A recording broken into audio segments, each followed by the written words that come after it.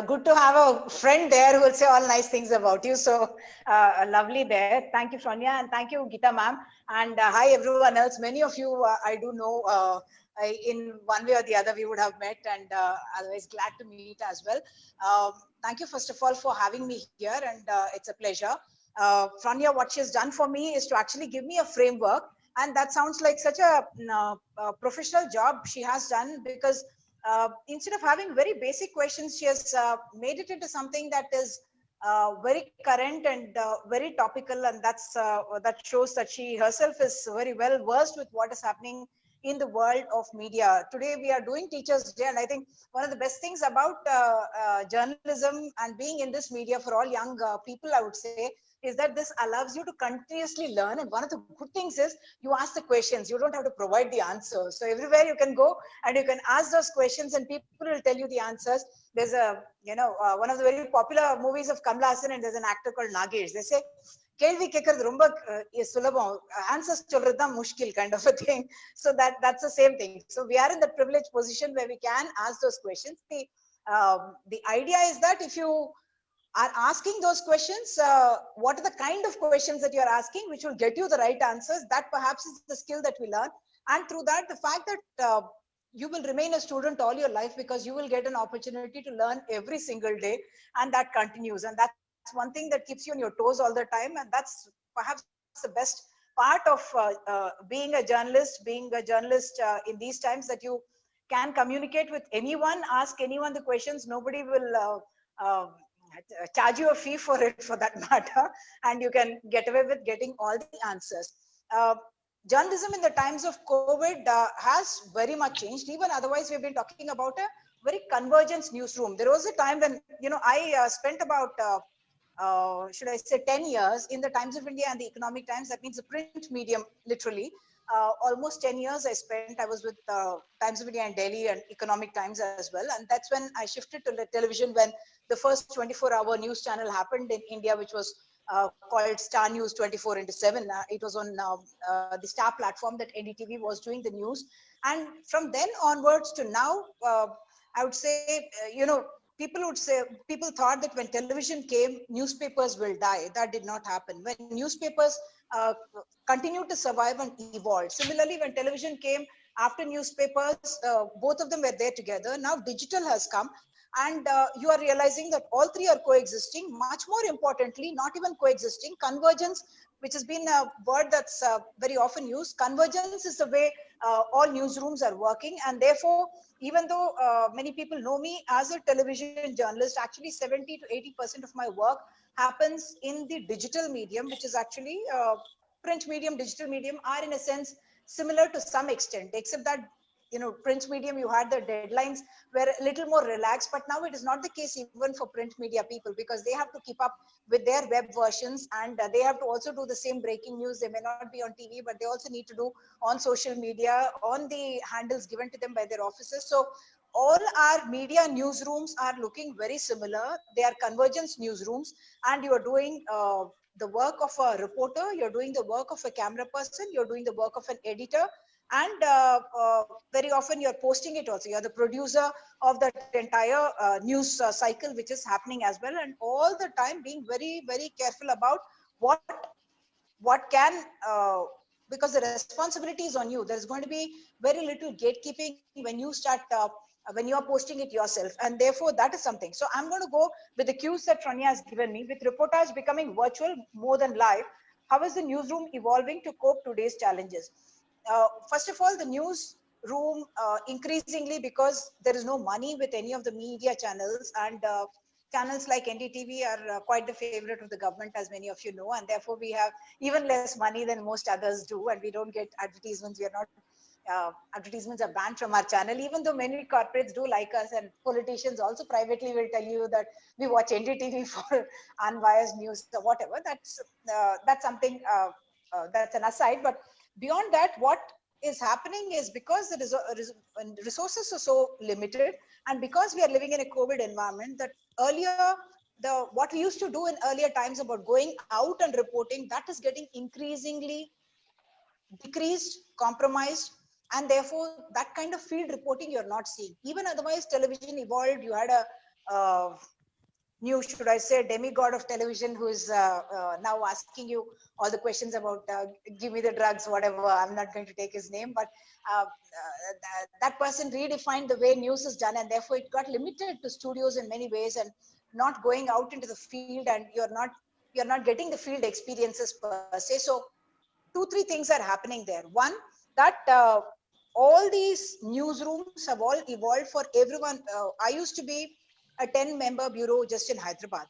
Uh, Now I am 2-member bureau in Hyderabad. That's the kind of thing that cost will do to you. And therefore you start co-opting everyone within your family to help you. My father was 83. He would sometimes do my camera work. My daughter would do my camera work. My watchman would do my camera work. Now I do it all myself. Of course, I've learned the trick of using the selfie stick and doing it yourself. And you're doing the same live thing that you would do uh, earlier with a huge OB van and broadcast van and about 10 people as a crew and so on and so forth. Now one person does everything. Only thing is the pressure of all that falling on one person will mean that the quality and the depth of the news which is there is going to get limited to that extent. The second important thing is that now from the print to the digital, now because we have a social media in which everyone is active, our sources of news has become so much more. Twitter, Facebook, or whatever else, the Insta is much more bigger in many senses. All those have become very important channels for getting the news itself, and everybody has become a communicator. And that's why you as professionals, how are you going to distinguish yourself in this particular field when everyone has the same kind of a camera, has this access to the similar information everywhere? Because when some breaking news now happens, everyone is has access to the same kind of information. How are you going to make it your differentiating factor? That is where your role as a journalist will come. uh, Journalism, why is it different from other kinds of things where everybody is using WhatsApp, everyone's using Facebook, everyone's using Twitter?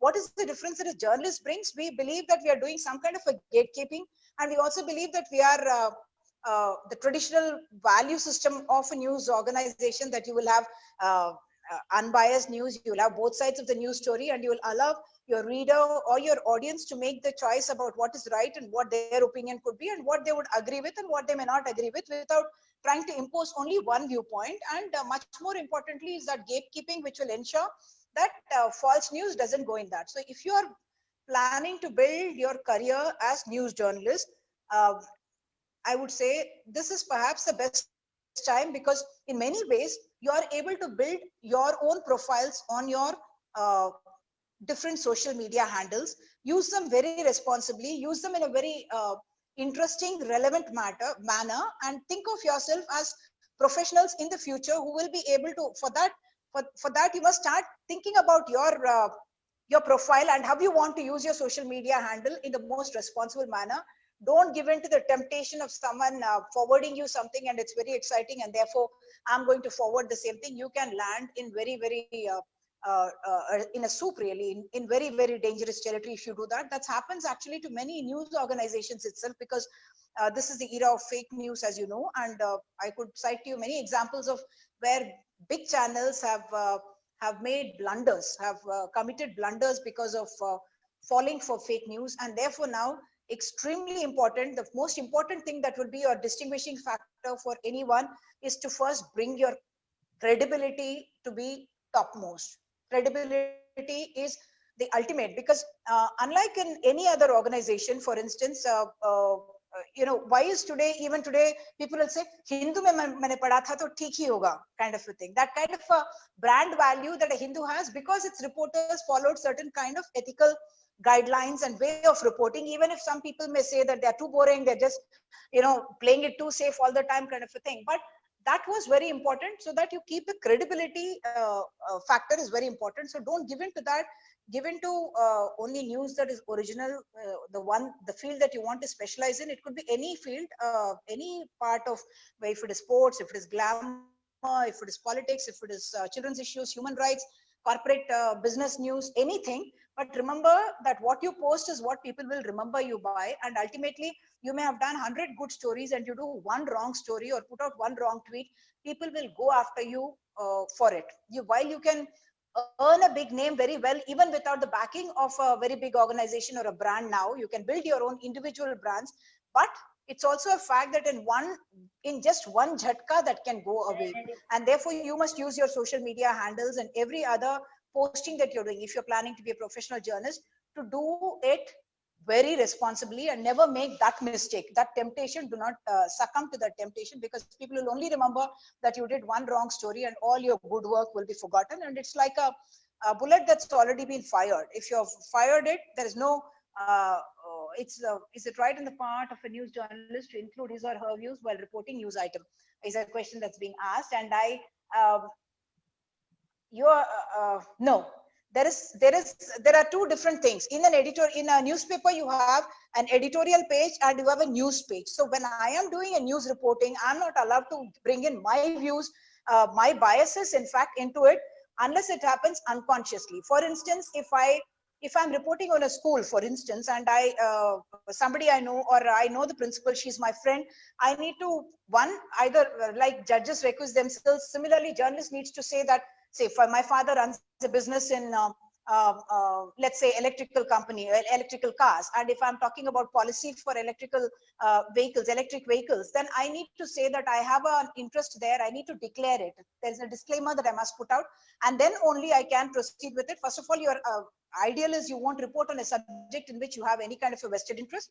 Two, you cannot put out your own viewpoints as part of the news. That's a very, very dangerous thing to do. Three, my view, my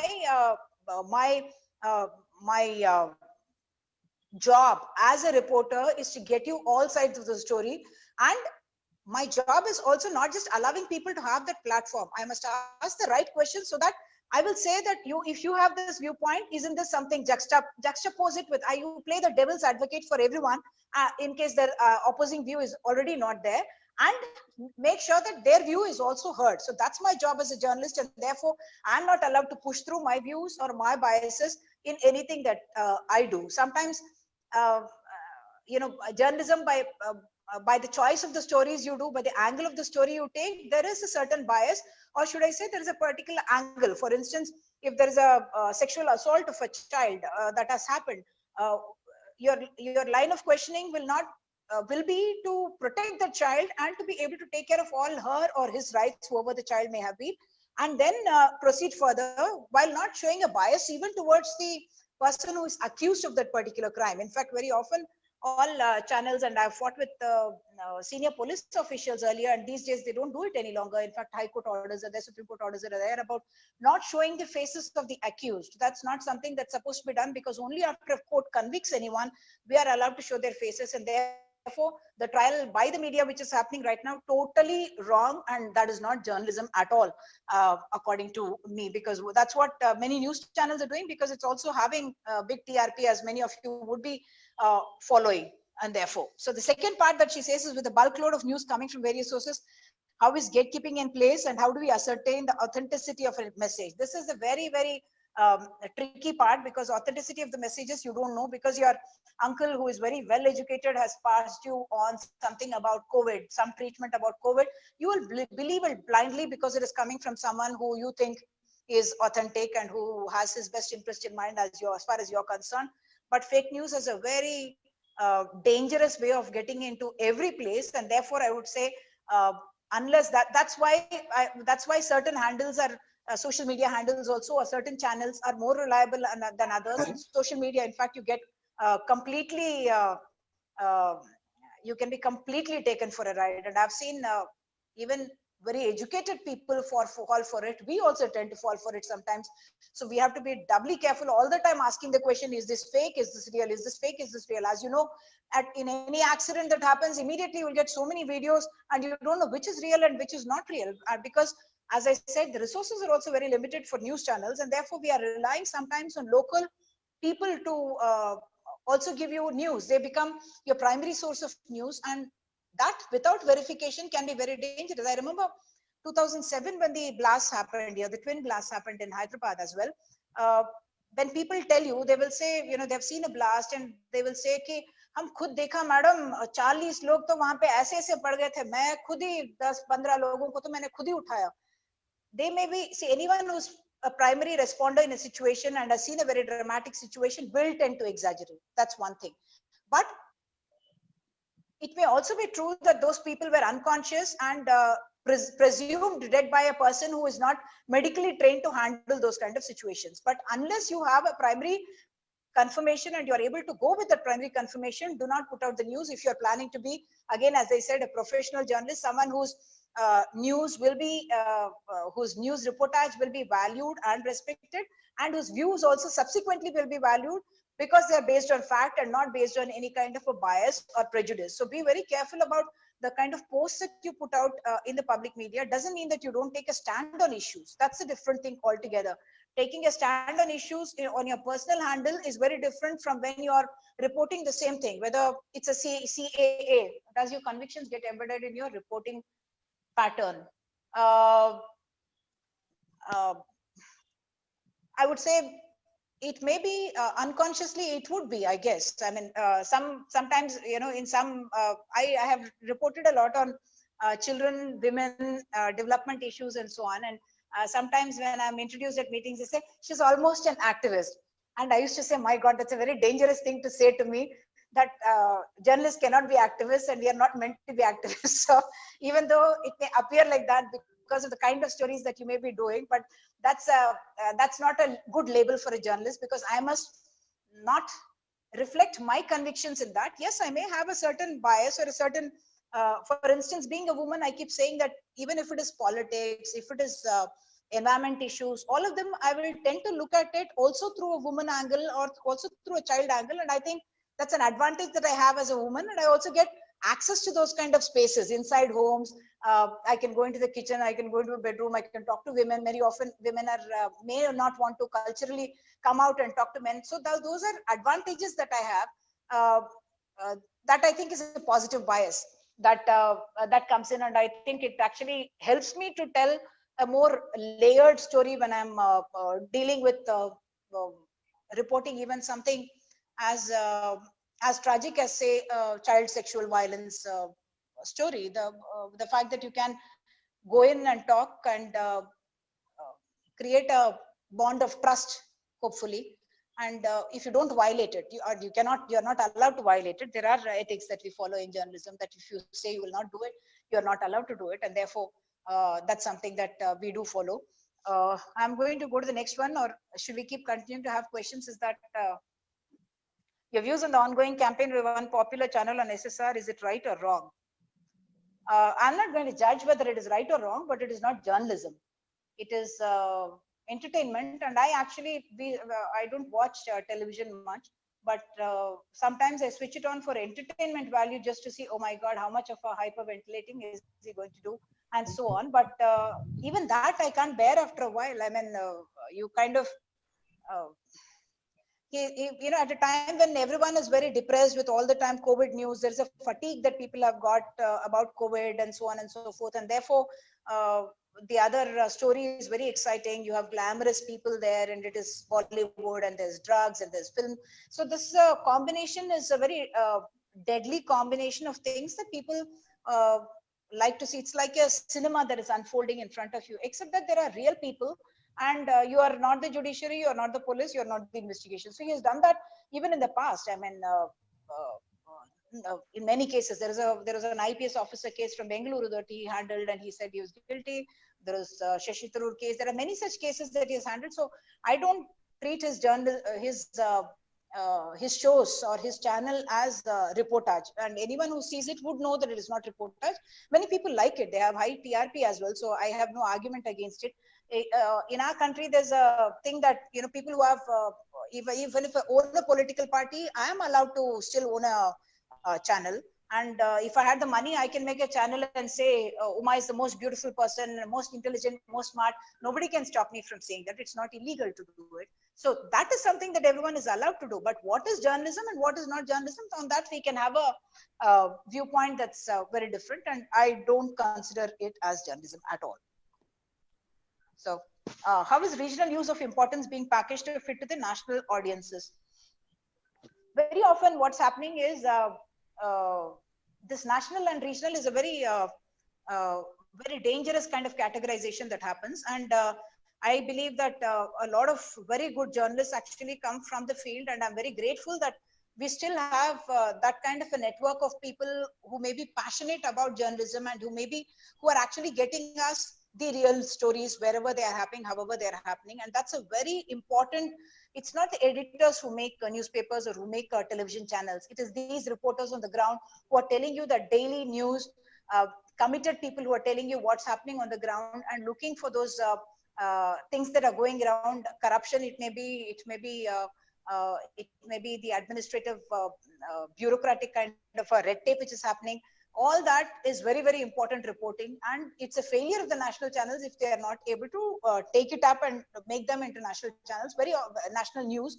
Very often the challenge for us is to be able to pick out those beautiful stories and to make it relevant to a national audience. That's what for me as a reporter for a national news channel, so to speak, an English news channel, which of course the audiences is much more limited than the regional news chunks that we are talking about. But to make it relevant to a national news audience is what is my challenge. And I think every story does have a national kind of echo and relevance. And that's what we try to do when we pick up the stories from, for instance, today was Teachers' Day, and all of you know that teachers is one category which most of the private teachers, actually more than 3 lakh teachers, have lost their jobs. They don't have any salaries, and because they're very, very well educated, they're not able to go for manual labor or do other kinds of jobs. Then there's a stature that we have in society for a teacher, and therefore they don't even find other jobs. And therefore that's something that we did report on. And you do get your input from everywhere. It could be local channels. These days, most channels are not able to do justice to journalism the way they should have been doing. How do you adjust the management's bias? Actually, I've not had any management interacting with me on anything. I have spent 30 years, the first 10 years in the Times of India, and then 20 years in NDTV. I've never been told to report a particular story as news or not report a particular stories. When we do these days, when we do some features we do for raising money, those are called sponsored features, and we write them as sponsored features. And we usually don't have our editorial staff uh, in fact working on those stories. We are supposed to have a separate staff working on those stories. Sangeeta, I missed your chat, I think, your question. I think I have to go back and see that question. The convergence of television and other technologies opened up a lot of opportunities for marketers to target customers. The other thing is that for all youngsters, I'm saying, having access to technology, you have your phones, please come up with new models of media that will not just be sustainable, but also will catch the imagination of larger audiences. People like us, many a times some news is flashed and then news never comes back, and even that information is not closed. As public, you are left in the lurch like that. Okay, that is not supposed to happen. You are supposed to, if you get breaking news, it's not so important to put out the breaking news as important as confirming it and taking it forward. That is not good journalism at all if people leave it like that. In fact, very often when we report on stories as well, we my tradition, should I say, some people have followed over 20 years to tell their story to people. One widow is there, some child is there, somebody who we have reported on, and people have shown a lot of interest or have helped. We have tried to do their follow-up, so they become part of your extended family very often. And that way, I have almost many people, in fact, who are part of that family. One of those things is, I'll miss the next question as well. If you were to put it back, I can perhaps, because I'm missing out on the chats, and I'm running very long, Anindita. No, it's okay. We have two more questions, but we cannot move away from this. We want to hear you on this. I'm just apologizing from the other speakers. Maybe we'll just overshooting our time, but please bear. It's very interesting discussion. Thank you so much. Am I audible still? Uma Sundevi Yes, speaking. yes, Okay. yes. Can you bring that? I don't know why I'm not able to go back to chat to see what the question Okay, no was. problem. If someone had asked. I'll read it out to you. Good evening, Yeah. ma'am, from Vinith George. Good evening, Yeah. ma'am. Many television debates begin with a foregone conclusions of the news anchor. shouldn't the television debates ideally leave the task of arriving at conclusions to the audience? More or less, you have answered, but once again. Absolutely. I mean, one of the things that we say is that in television debates, sometimes there is this thing, isn't it? Yes or no. Say yes or say no, and then you have these things where you have these voting that happens, and uh, concluding what your line of argument is going to be and then selecting the guests according to that. That's not good journalism. You're supposed to allow people with a very different viewpoint to come there and say what they say. Doesn't mean that it's not like the prime minister's interviews where you give him a platform and you ask about the opposition and he can just hold forth on that and go on and on. That's also not journalism. What you do is you allow people with who you may agree or not agree, but put forth the questions that come as doubts to you, that challenge that kind of a viewpoint, such that the audience is able to hear everyone's viewpoint and get the counter to that as well. And therefore, I make my conclusion. Don't presume that your audience is somebody who's not intelligent. The audience is very intelligent, and they can make out from not just the body language. They have their own reasons why they have a particular viewpoint, and therefore allow them. The idea of a debate is to allow multiple viewpoints to come through and not to push through your own viewpoint. And therefore, that's why I'm saying that is not a very good format in which many news programs are. In fact, very often there are certain news channels that tell you that, we have a morning meeting, 9 o'clock meeting, then we have a 12 o'clock meeting and so on. And they make this news list. And the angle of the story is also told in some channels, I'm told. I do understand. But so I keep telling them that you cannot decide the angle of the story in Delhi, because the reporter has to go out and explore for himself or herself what the angle is. And only then you will know what the angle of the story is. So don't please conclude already that यही होने वाला है, हम इसलिए यही वाला इसी के साथ जाने वाले हैं, whatever the conclusion. And therefore then the bites and the story is woven around to whatever the agenda that the anchor and the editor already has in mind. And that's, I think, terrible journalism. You will never find out anything new. That's why the quality of journalism has been very poor in our country, because one, it is only guided by what certain editors are thinking and what they think the stories should be from any part of the country. Sorry. So 2-3 things that I want to tell. Another question that is sent to us. I'll just read out the question to you, ma'am. Yeah. How do they cope up with issues when they cover the issues for some time, which is very important or sensational, but the moment another issue arises, they leave the earlier one? Okay. This happens very often in television, especially. Actually, it happens in all media. It's a herd mentality. So everyone, all the sheep go in one direction. Somebody else points it in something else, and everyone else goes in that direction. So you will have, even a Sushant Singh Rajput issue, I'm saying. Some channel covered it, and even though everyone else criticized it, and yet everyone went to it and covered it, that's really not the good example for me to give, not the ideal example for me to give. In that case, there were reasons. Many people don't agree with why the other channels also did those interviews. I do believe it was important for that girl to have another platform to be able to tell her viewpoint when she was being vilified on elsewhere. But what is more important than that is, yes, the cycle of news is such that you will move on from one news story to the other, and that is something that you cannot stop. Like when we ask some bureaucrats for information, they'll say, I'll, day after tomorrow. I say, it cannot wait for day after tomorrow, because I actually need it within the next half an hour, because I'm going with a bulletin at 2 o'clock. For instance, I've called at 1 o'clock and say, I need it urgently, and therefore you need to bring me the news now. You need to tell me whatever information you have, please share it now. Only then I can put it out, because it cannot wait for day after, because by the time the story is forgotten and nobody is interested in it. So one is the nature of news itself, that it is going to change, and therefore people will move on. I mean, before COVID came, we were all CAA, NRC, CAA, NRC. Have you heard anything CAA, NRC in the last few months? It's forgotten. It's something that's completely forgotten. There was a time when it was only the University of Hyderabad, whatever the thing that was happening there at that time, all those things were completely taking with. So that's the nature of the beast, as we call it. So that's something that you cannot help.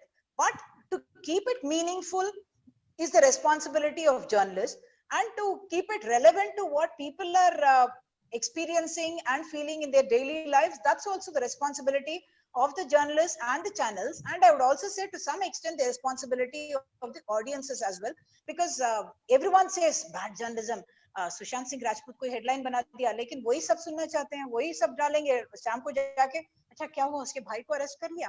We want to know what happened, why that happened, and so on and so forth. While we criticize it, we want to see it also, we want to know it, because somewhere there is a vicarious, I guess, aspect to it. And also when you're discussing with your friends, you need to know what's happened. I'm usually very down on all that, and then I have to get an update from my daughter what happened today on that, so that I also know what is the development of the day on those kind of issues. But I'm saying it's dangerous that we keep moving on like that, and we don't do anything to its logical conclusion. But it's also a fact that in India you have so many issues that every day there is something which is agitating us, something big that happened, and every time railway accident happens, we say, oh, the last time we remembered it, only it was so many years ago when the accident happened, and so on. So, but we have too much happening all the time, and that's one reason I think we keep jumping from one to the other without really necessarily doing justice to the topic. I guess we have another question. Yes, sir. It's cracking people's mind, and it's become an abused term, Mr. Sundaram. Breaking news. I mean, people are laughing at journalists because of that, and that's, I think, it's sad for not just us as journalists, but the institution of the media itself has become a circus, and therefore, in the public eye, people would earlier respect you and say, oh my God, you belong to the media, and therefore you can do this, and you'll do something meaningful, and therefore we'll come to you. Now, if people are going to look at you as people who are sold to a certain ideology, or sold to certain thoughts, or sold to certain corporate houses, who is going to respect you? And if the institution goes down, it's something that very valuable that the country is losing, and we as a democracy are losing.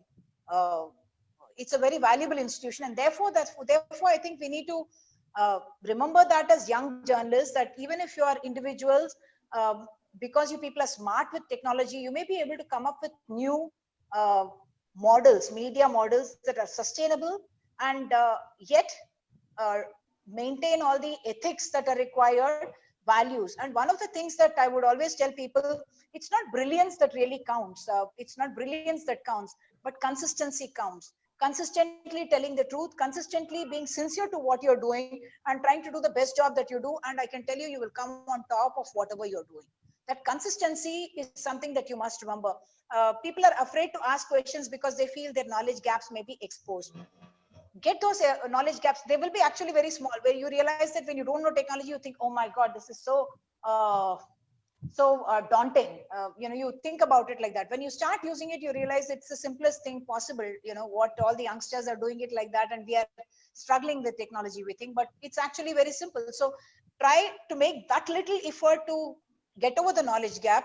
And then the second thing is, learn to ask questions, learn to ask meaningful questions. Speak out is something that that you must take courage to do that, and you are allowed to do that, not just as a journalist, but as a woman, as a youngster, wherever you feel that you are wrong. Doesn't mean that you go around fighting. I'm saying learn the art of negotiation with people without showing anger, and while making your point at the same time, staying calm and yet making your point, I think, is very important. We argue that in our editorial meetings. We argue that with people with who you may completely disagree with their viewpoint, and yet you must listen to them and try to see what you can take away from there.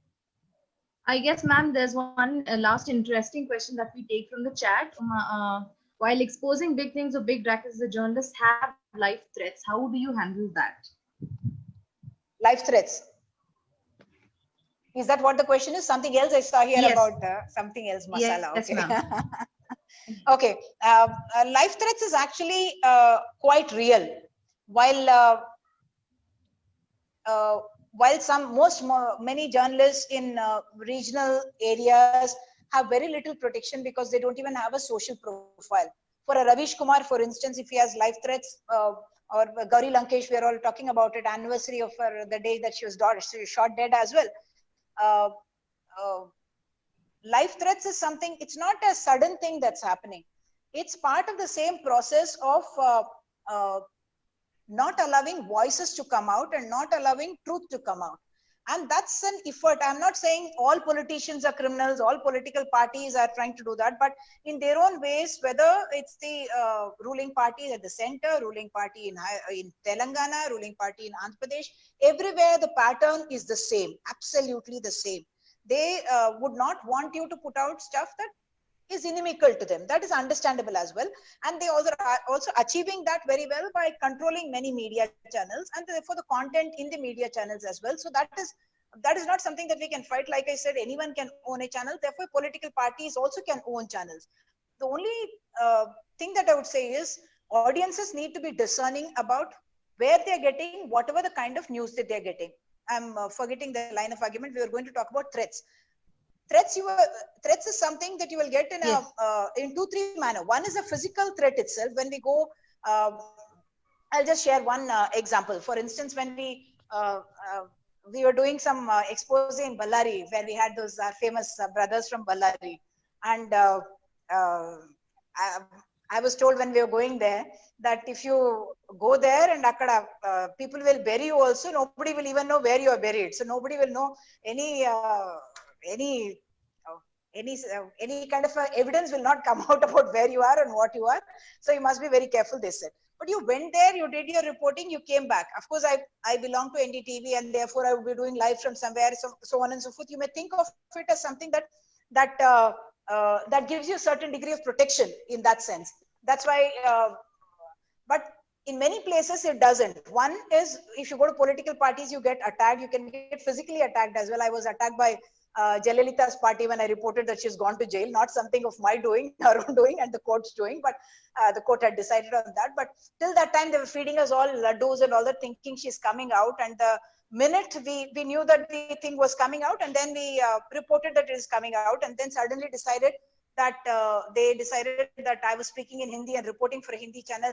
This is anti-Hindi people from North India, and therefore let's attack her. The reason they attacked her was not me. The reason they attacked her was because they thought Jayalalitha ma'am watches English channels and she likes NDTV, she will watch NDTV. So if we show her angst that she's been arrested on NDTV by attacking the journalist, then it will air on NDTV and therefore madam will see, and therefore there are always those kind of reasons why people will attack you. I've been following these child trafficking rackets for a long time. In 2000 as well, babies being sold. Even today, actually, we had a baby who was buried alive from East Godavari. Horrible visuals. So the baby was alive ultimately when they took him out. It was a baby boy, incidentally. But I'm just going to relate one incident of this child trafficking. So 20 years ago, this happened. Then the government said government agencies cannot, the private agencies cannot give anyone for adoption. Only the government's own Shishu Vihars, they were called, only they will be giving the children for adoption. So many years later, we went again to those kind of areas and looked for baby with somebody else. I went as a couple and we were supposed to go and buy a baby. And we were taken into a Shishu Vihar and we were shown babies and we were told, ये वाला baby चाहिए, वो वाला baby चाहिए, आप कोई भी ले जाओ, no problem. I said, आपका तो register होता होगा, क्या करेंगे फिर? नहीं, वो सब book adjustment हो जाता मैडम. अगर आज आप बबीता एक बेबी को ले गए, तो दूसरा बेबी आ जाएगा, उसको बबीता नाम दे देंगे, कोई problem नहीं है. So there will be no difference in the baby.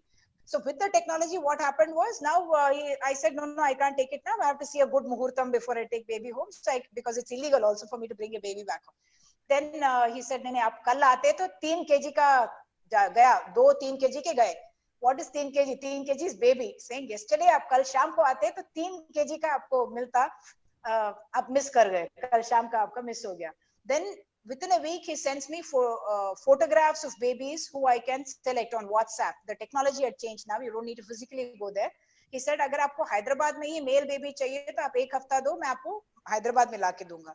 Then we went there to pick up a baby for who there was a price that was negotiated in 30,000 rupees something. And the gentleman who I went with is an activist who unfortunately actually died of COVID recently. And he was very over enthusiastic. And after the baby, all that negotiation happened and they showed us the baby and all that. He said ki meeru adanta icharu kada, memu golden ungaram istamu kinds. So over generous he was, and therefore she got very suspicious. She was a Don, Lady Don there, and she has many murder cases on her and so on and so forth. So then she held us captive inside a house. and she beat up other people in front of her place, and we had no cell phones, nothing on us, because we were going on a decoy identity. So we got out of those kind of situations where you're physically beaten also for whatever. We were lucky, therefore we got out, is all that I'm saying. So physical threats happen everywhere, whether you go on just a hospital that is having sex testing kind of a thing. We were beaten up in such a place also in one of the districts in Hyderabad, where the hospital didn't directly attack us. The group in the villages came and they said, "Idi chala manchi doctor andi, adi idi ani," because obviously they were all paid people. So they attacked us there, and then they attacked us, and then you come back, because obviously the doctor had paid them off. Subsequently, that man also got arrested. This lady who I'm saying, who is the Don who has cases, she also got arrested. She's out on bail also subsequently. So, but I'm saying, so physical threats can happen, and then you are attacked on social media, and that's something even more dangerous, I think, because it's invisible and it tries to attack your character and your standing in a particular place, and therefore trying to destroy your credibility. They will say, "Oh, she has got money from Chandrababu Naidu. She has got house from Jagan Mohan Reddy, and KCR అయితే వీళ్ళకి అట్లా reach లో ఉంటారండి, ఇట్లా phone తీసి వీళ్ళు మాట్లాడితే అసలు మాట్లాడిస్తారు." I mean, all those rumors will be there, and they will attribute things to you, and it will be as though it's the most genuine thing that has happened. And those attempts, I think, are very, very dangerous. I have personally experienced those kind of attacks in many very devious manners, in which they will attack you as, I mean, they think of you as one powerful couple that they made you out to be. But whereas I can tell you that I have absolutely no power at all, unlike what people presume, that you can just call up somebody and get something done and so on and so forth. I don't do that, and I don't have the power to do it either, but people presume. And more important than presumption is the fact that there is a malicious campaign that can happen in order to try and destroy your credibility. Oh, thank you, ma'am. I guess more or less we've answered all the questions that came in also in the chat, and two more questions are there. Maybe Uma, if you can just answer on chat. One is, what is the future of print media, especially after this COVID time? And also one more question is that how you cope up with, I think this is more or less answered, that how you cope up with an issue which you cover very passionately and you see nothing comes out of it. So these two are, I think, the questions for you. Suppose you're covering something very passionately and you really don't get to see the end result which you're really looking at from a very ethical or right, correct, quote unquote correct point of view. How as a journalist you deal with, and future of print media. So these two, if you can answer on chat. I'm sorry, Uma, to stop you like this, but then no. I'm glad, and I apologize to the other speakers as well. We are keeping them all there. Two things. You're all going to be future journalists, so I don't want to be painting a very bleak picture for you, but future of print and television, more importantly, even more important than print, is very bleak, is something that I must admit to you. And that's one reason why I am saying, start building your own media profile, your own work that will stand by itself, and you will realize, did Amitabh Bachchan or any of them think that at some point they will not require any other agency at all? They didn't need, none of them requires anything. They are all using their own social media handles. You don't need a PR network for them to get in touch with anyone. Now we are seeing new models of journalism coming up, which can be aggregators or everything is, technology allows many, many things. Now see, everyone now does live chats like we are doing, like Zoom chats and so on and so forth. So quality will be your differentiator, and what you will choose to tell, and in an interesting manner, because now it's a crowd in the media space, huge crowd, and technology has made it accessible to everyone. It's not just now a Bennett Coleman and Company or an NDTV or a India Today group which is controlling everything. You also have the power to do it, and you build it very small, built from those scratch. I mean, you may get a very small subscription initially. Don't get disheartened by it. If you believe in your product and go forward. I met a couple who actually had graduated from ISB, but they do that, the Better India, I think. Yeah. They do those positive stories on India and so on and so forth. So find your niche. It could be a business, it could be anything, but go with it, because I do believe that print media, television media, the way we know it cannot sustain. Not just COVID, even otherwise it was on its deathbed. COVID is really, I don't like to say it, I belong to this medium, but the final nail on the coffin in many senses. Because even if, you know, I'm not a, I'm a vegetarian, but there is something called halal and there's something called jhatka. So now we are bleeding out slowly and the quality is going out of all the journalism, and therefore people will start not giving you, you're no longer the premier product that you may be, because you're not able to invest resources in it. You have the human resource, you have the uh, ability to use your resources in a manner that's meaningful to people and relevant to people still. All that is very important, and therefore I think print media, television media, as we are seeing it, or as we saw it in the last decade, is not going to exist very longer. And that's why I said those convergence newsrooms is what we are looking at. Already you saw many. Already we were talking about one newspaper dying every day in other parts of the world, whereas India was the only country where, in fact, we were seeing a boom. I mean, one of the very few countries where we were seeing a boom in the print media, and still it was going up. But with the kind of cost that we are seeing and with the kind of situations in which we are economically, I don't see this going very far. And True, if ma'am. it's going to be lost without any, with its value gone, then the product itself is not worth it, because credibility and quality, if they both are gone, then nothing else is left.